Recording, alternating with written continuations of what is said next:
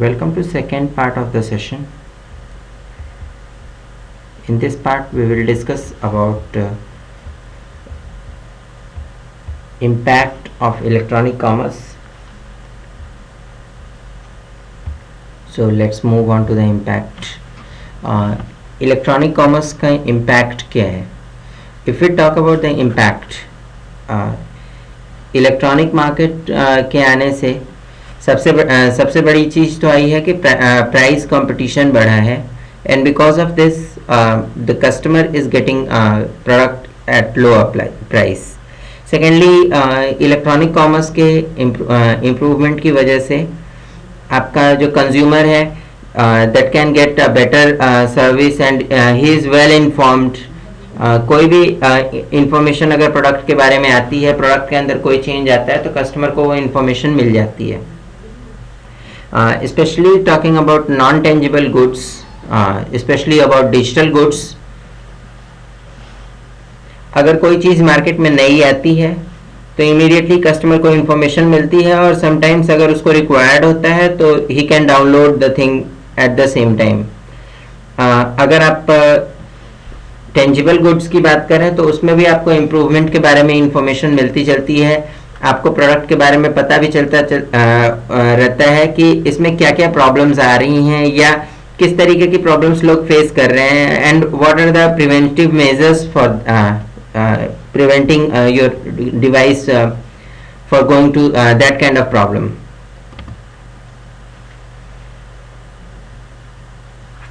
Now if we talk about electronic commerce, तो यहाँ पे from the consumers perspective सबसे पहली चीज़ तो आई है कि क्विक शॉपिंग अवेलेबल है. क्विक शॉपिंग मतलब मुझे अगर सपोज एक मोबाइल खरीदना है तो I had gone to some website, I can see different type of mobiles, I can select one mobile of my choice, I can find that what are the similar options available in different companies. I can find that which one is better. उसके बाद से मुझे अगर किसी चीज़ में expert review लेना है तो I can take expert review also. So ये सब कुछ करने के बाद क्विक शॉपिंग हो जाती है. इसमें जो भी हमारे पास डिफरेंट टाइप का मर्चेंट अवेलेबल है, डिफरेंट टाइप का प्रोडक्ट अवेलेबल है, वो सब हम घर में बैठे देख सकते हैं. We don't have to move ahead. इसके अलावा कहीं अगर हमें सपोज मार्केटिंग के अलावा और कुछ करना है, suppose I want to just take assistance about something, तो या किसी तरीके के एसेट्स मैनेज करने हैं, I want to go for a job hunting, so I can find all the things online. From the consumers perspective you can find कि shopping malls में जा कर के वहाँ पे सब चीज़ें सर्च करने की बजाय we can find it in our home comfort. Now if we talk about the benefits that are coming, so financial terms में अगर हम बात करें तो यहाँ पे आपकी डिस्ट्रीब्यूशन चेन छोटी हो जाती है, जिसकी वजह से आपका क्या कहते हैं कि कॉस्ट रिडक्शन हो जाता है. It is just because of distribution and supply chain के छोटे होने से आपका कॉस्ट रिडक्शन हो जाता है, जिसकी वजह से आपको फाइनेंशियल वैल्यूज ज़्यादा मिलती हैं. ना स्ट्रैटेजिक टर्म्स में अगर बात करें तो कस्टमर रिलेशनशिप अच्छा रहता है, जिसकी वजह से कि कस्टमर को अगर कोई भी प्रोडक्ट के अंदर कमी दिखती है या कोई भी इम्प्रूवमेंट का स्कोप दिखता है तो ही जस्ट इन्फॉर्म्स. जबकि कन्वेंशनल सिस्टम के अंदर क्या होता था कि रिटेलर तक अगर कोई कंप्लेंट आई, वो डिस्ट्रीब्यूटर तक पहुंचने और डिस्ट्रीब्यूटर से फिर वापस मैन्युफैक्चरर तक पहुंचने में अच्छा खासा टाइम लग जाता था.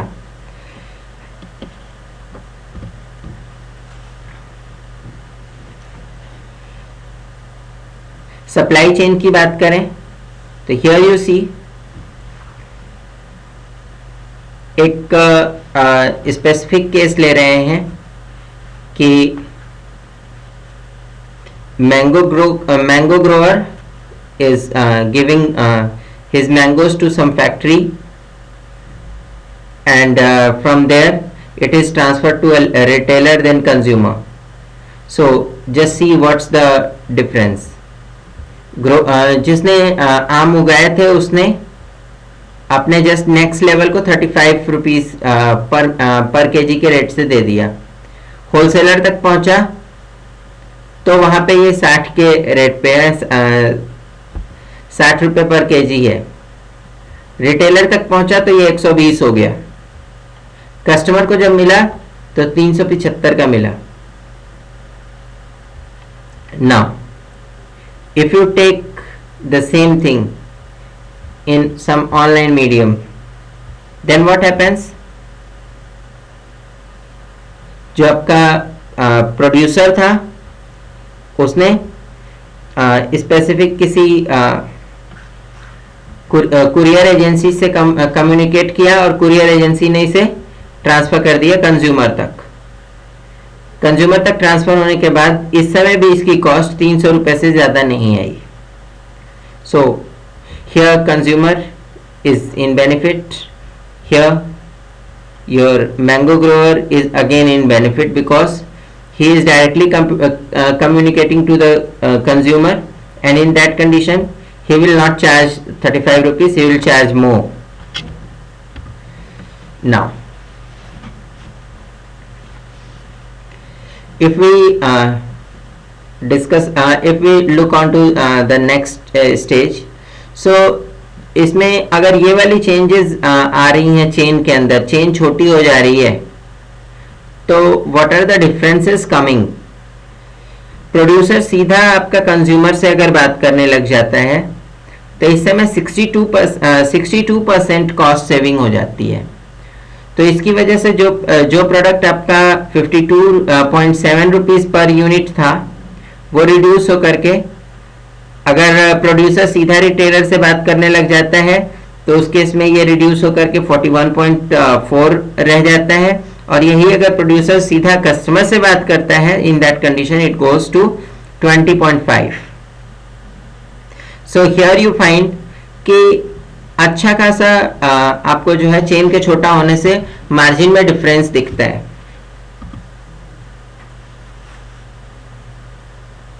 कस्टमर रिलेशनशिप की बात करें, सीआरएम की बात करें, तो यहाँ पे हमारे पास सबसे पहला जो इशू आता है वो होता है एक्विजिशन का।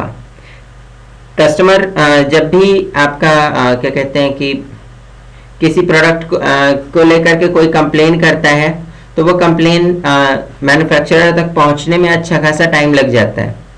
ठीक है, so the data acquisition is the first part. Then there comes the concept of cross selling.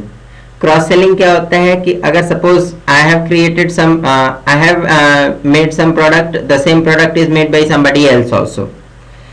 हमने उसके कस्टमर्स को फाइंड आउट किया, उसमें से पता किया कि किस कस्टमर को क्या प्रॉब्लम है, and if the customer said about something, हमने उसी चीज को अपने प्रोडक्ट के अंदर इंप्रूव कर लिया।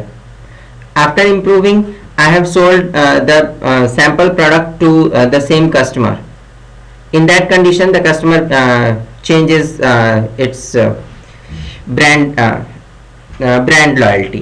So the customer thinks that नहीं वो brand ठीक नहीं है, now move to the other brand. This is cross selling.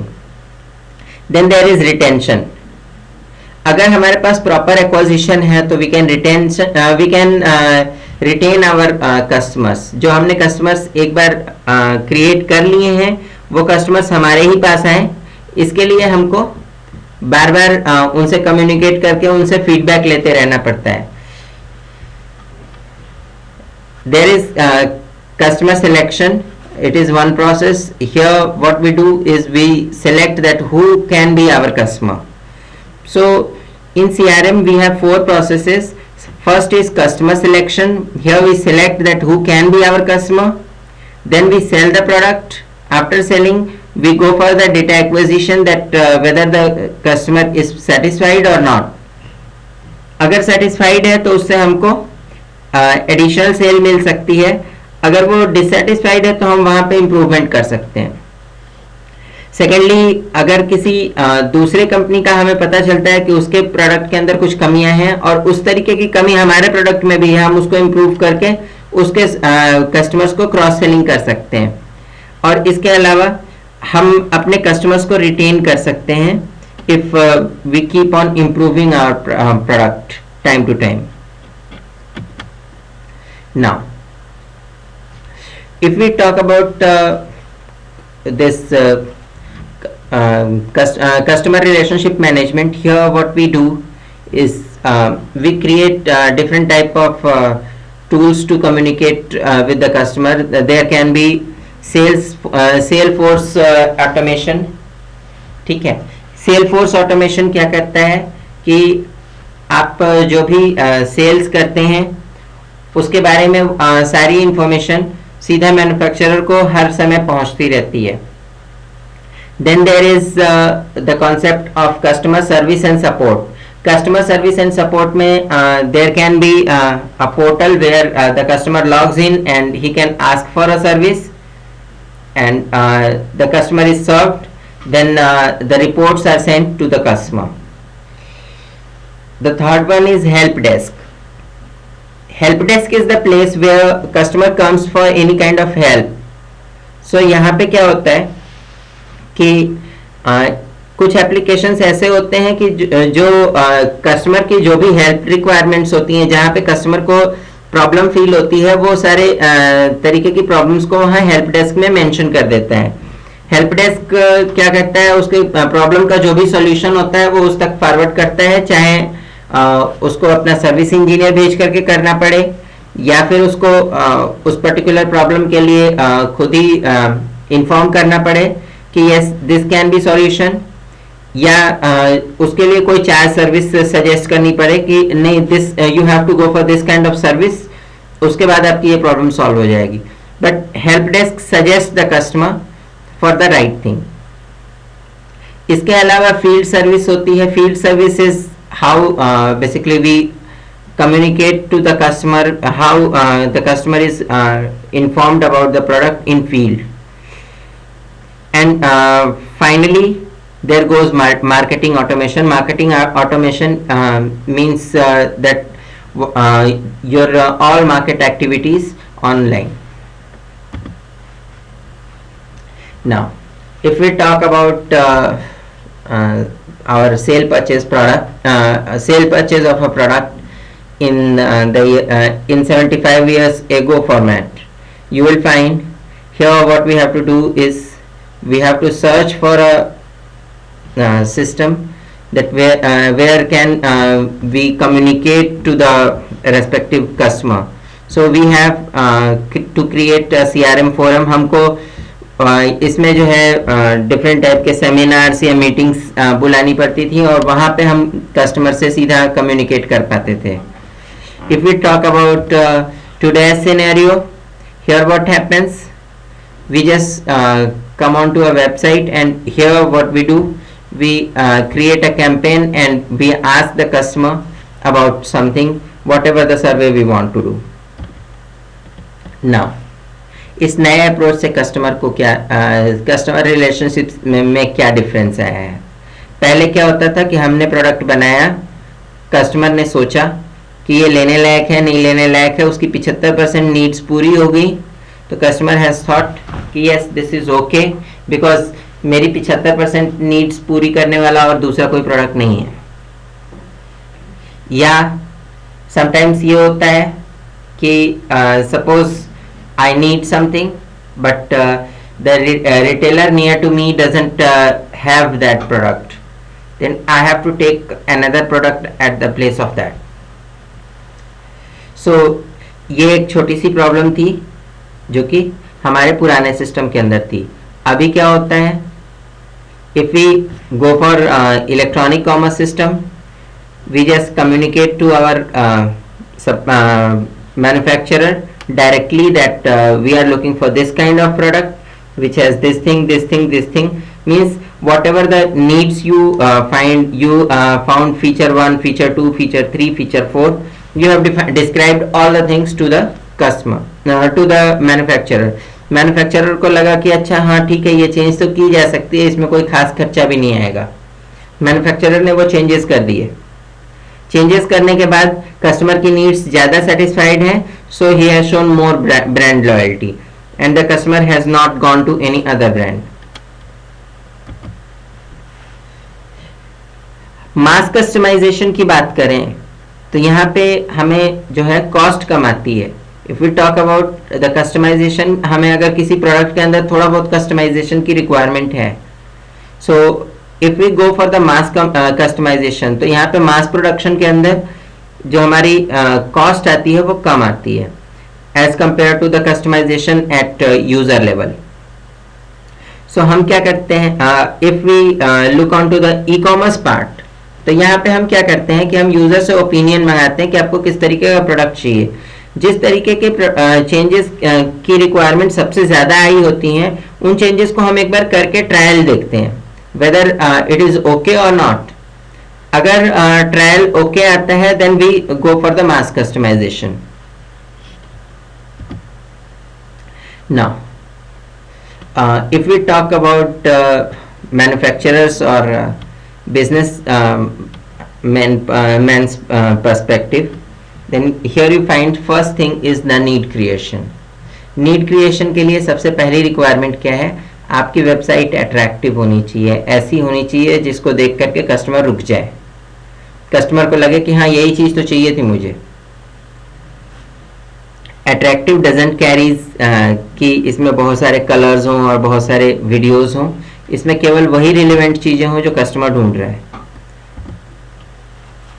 Then दूसरी चीज क्या चाहिए, if you are talking about a specific customer, तो कस्टमर को आइडेंटिफाई करें, आप उसके लिए पर्सनलाइज पेजेस डिफाइन करें। For example if we talk about this any business to consumer website, that means very much like B2C websites, so you can find here कि सबसे पहले इसमें वेब माइनिंग होनी चाहिए। वेब माइनिंग क्या होती है कि आपको कस्टमर को आइडेंटिफाई करना है। सबसे पहली चीज, कस्टमर को आइडेंटिफाई करने के अलावा उसने किस तरीके के प्रोडक्ट्स सबसे ज़्यादा पहले यूज़ कर रखे हैं या किस तरीके के प्रोडक्ट्स को वो आकर के अक्सर देखता है आपकी साइट पे, आप उसको जो है अपने पास इन्फॉर्म करते रहिए, अपने पास नोट करते जाइए। और उसके अलावा उसके लिए अगर कोई ऑफर हो तो उसको आप अलग से मेंशन करके दिखा सकते हैं कि yes you have there different type of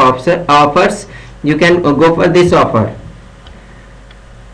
here you see identify user, for this we have used cookie and with the help of cookie we have identified the person, like suppose here we have taken a name Bhaskar. Okay, now there can be some personalized messages for that person, so that personalized message is there ki for that person there is something around $10 and he can read magazine at $10 or $20. For this he has to visit to today's deal. Then if we look on to the third part, we recommend something. जैसे आकर के वो जिस तरीके के products को बार बार देखता है, उन कैटेगरीज को हम यहाँ पे मेंशन कर देते हैं कि भाई अगर आप इनमें से किसी को यूज करना चाहते हो तो इस पे जस्ट क्लिक करो और इस पे पहुंच जाओ। You don't have to go for the menu and you have to select one thing, then second thing, then third thing, और उसके बाद जाकर के आपको 5 क्लिक्स में पहुंचना है। जिन चीज़ों को वो बार बार सर्च करता है वो कस्टमाइज करके उनको उसको सामने दे दिया जाए। इसके अलावा there is gold box offer. ये क्या है कि अगर उस पर्टिकुलर यूजर को अपनी ट्रांजैक्शन के हिसाब से कुछ अगर आप ऑफर करते हैं तो वो बार बार इलेक्ट्रॉनिक ट्रांजैक्शन ही करने की कोशिश करेगा। So just make this sure that you put some kind of offers for online transactions also. इसके अलावा हम क्लस्टरिंग, एसोसिएशन एनालिसिस और इसके अलावा टेम्पोरल सीक्वेंस एनालिसिस, इस तरीके के एनालिसिस करके हम पता कर सकते हैं कि यूजर किस तरीके की चीज़ों में ज़्यादा इंटरेस्ट रखता है। तो जिन चीज़ों में उसकी इंटरेस्ट ज़्यादा है उसको वो चीज़ें फोकस करके दिखाई जाए। ना इलेक्ट्रॉनिक कॉमर्स के क्लासिफिकेशन अगर हम करें तो वी हैव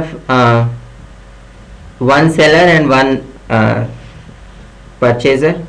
सो सेल करने वाला इज अ बिजनेस पर्सन और is a consumer. In the same way purchase करने वाला भी बिजनेस पर्सन या कंज्यूमर. सो इस तरीके से हमारे पास 4 तरीके के आपके इलेक्ट्रॉनिक कॉमर्स सिस्टम आते हैं. इसमें B2B होता है, B2C होता है, C2B होता है और C2C होता है. If we talk about this B2B के लिए बहुत सारी ऐसी वेबसाइट्स हैं जो कि बिजनेस से बिजनेस के लिए बनाई गई हैं, जो कि आपको सर्विस देती हैं केवल उस कंडीशन में जब आप कोई बिजनेस पर्सन है और कोई बिजनेस ढूंढ रहे हैं. B2C की बात करें तो यहाँ पे हमारे पास बहुत सारी ऐसी वेबसाइट्स हैं जो डायरेक्टली कस्टमर से डील करती हैं. So it is business to consumer, then consumer to business. There are some websites जो कि बिजनेसमैन्स को बायबैक करने का ऑप्शन देती हैं. And there are some websites that gives you some kind of auction or some kind of custom selling options, like OLX.com is there. OLX.com or Bazi.com gives you feature that you can advertise your product and you can sell it online, but the product can be only 1 or 2 products, not a mass. That's all for now. In next part of the session we'll discuss about all the 4 types of e-commerce in detail. That's all for now. Thank you.